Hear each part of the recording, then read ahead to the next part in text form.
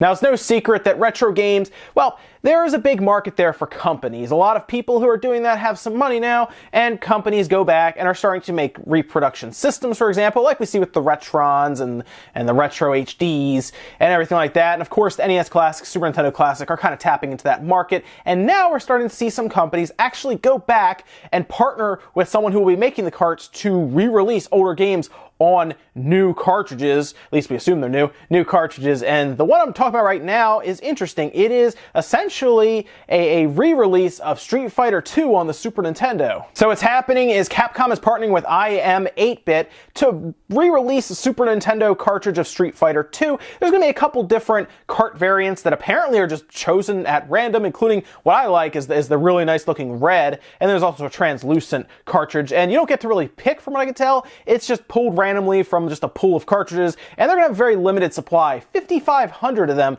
according to this company, is going to be released. Now, they did mark the price pretty high, and I have a feeling it's way higher than it should be. $100 for this cartridge seems very high. Of course, it also comes with a box, which is great for collectors and everything, and that's what they're targeting. They're targeting collectors here, because I'm going to go over what this cartridge costs them, because I can tell you now, based on my long history of reproducing Super Nintendo cartridges, this is actually one of the cheapest games to make. So Street Fighter 2, it's designed around the simplest Super Nintendo board you can get, the PCB, and it was an older one that was designed to not have any SRAM on it, so it really doesn't have any way to save data, whether it's high scores or anything like that. It doesn't have any place to store them, and that's fine, because at the time it wasn't really needed at all. You would basically turn it on, you would play through arcade mode, or you would fight each other, then you would turn it off and go about your day, and then come back to play more. Same idea. You would just do the fighting game over and over again, and that was fine. You didn't need SRAM, so they made it on, again, the cheapest boards. It's a 16 megabit game, which means it needs 2 megabytes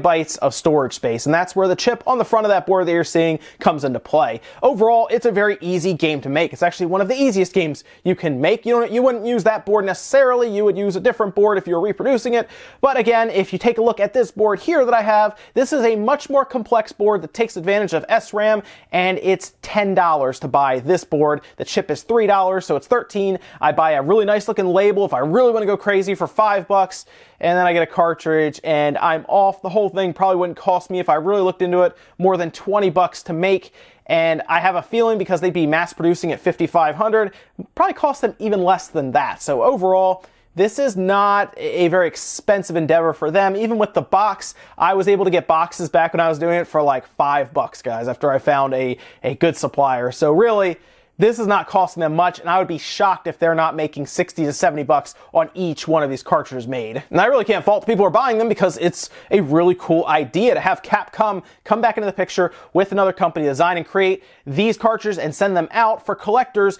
That's great, because it's officially licensed. When people were doing reproduction carts, they weren't officially licensed. So this is a good idea, I think, for people who want to collect these. I just feel like they are pricing them a little higher than they should be. Like, I would see this probably being like a $60 item, a $70 item if they really cared about the collectors they were selling to, and not trying to, I don't want to say scalp the market, but it's certainly overblown with the pricing. Now, there are 2 companies involved, so maybe that's why. One that is licensing it to them, and then a company that is designing and making them. So maybe those licensing fees from Capcom, where they are part of it, maybe they want a big piece of the pie, and they just had to market at this.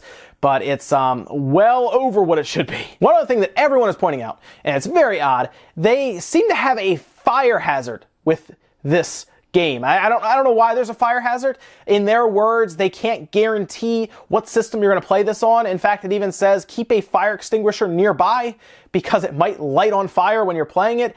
I've never seen a Super Nintendo light on fire. Now, they could be saying maybe it's not super compatible with like a Retron or something, and they're worried that somehow this cartridge will light it on fire. It makes no sense to me, but maybe the only way I can see this is Capcom, again, is like, listen, we have lawyers that say you need to say this, or there could be a serious problem somewhere. Again, I don't think that's going to light anything on fire.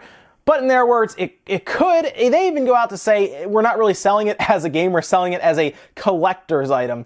It's very weird. I'm tempted to get one just so I can open it up and see what they're doing inside. Because my one concern here that I feel like is not the case is that they are buying the boards from a company or a source in China, where it's even cheaper then, by the way. You can get them, you can repackage them in these cartridges and send them out. I would at least hope that they're putting quality parts in there, and that fire hazard warning is not from, well, we're getting these from a very cheap source, very unknown source, so we have to slap that on there, so that way if it melts somebody's Super Nintendo, hey, we told you guys, we told you it was going to happen. Either way, I really like the idea of companies coming back to this, partnering with other companies, and then putting these cartridges out. I'm probably not going to buy one, so if you do get it, open it up and send me a picture of the inside where the cartridge is, like the board, because I'd be very curious to compare it to some of the ones I have here, because I have some of those AliExpress ones, by the way. I have a few of those. I can compare it, and we can look at, I can tell you exactly what parts they used and how much they actually cost. So if you get one, open it up, take pictures of it,